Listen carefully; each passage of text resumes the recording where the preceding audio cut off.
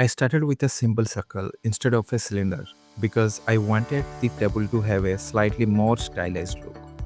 To make it a bit more interesting, I cut it through the middle and creating three separate sections. Of course, if you prefer a cleaner design, you can skip this part. Next, I added a solidified modifier to give the tabletop some thickness, followed by a bevel modifier to soften the edges.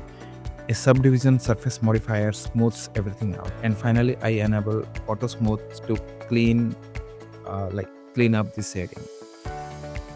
With the tabletop finished, I moved it slightly upward so there was enough room to model the leg underneath. For the leg, I started with another circle, extruded it downward, and gradually widened the bottom to give it a stable, elegant shape.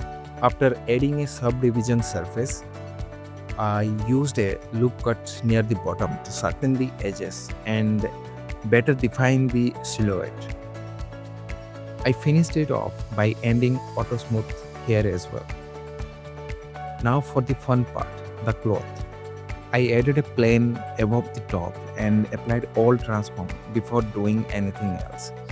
This is a really important step because cloth simulations rely on the object's actual scale and rotation. If you skip applying the transform, the simulation can behave unexpectedly or even throw errors when you start adding modifiers. Once that was done, I added cloth physics to the plane and collision physics, both the tabletop and the table leg. Then simply press play and let gravity do the thing. Do the thing. Watching the cloth settle naturally over the table is honestly one of the most satisfying parts of the process.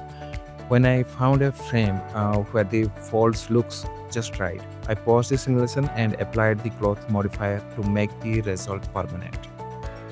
And just like that, our stylized table with a realistic cloth drape is complete.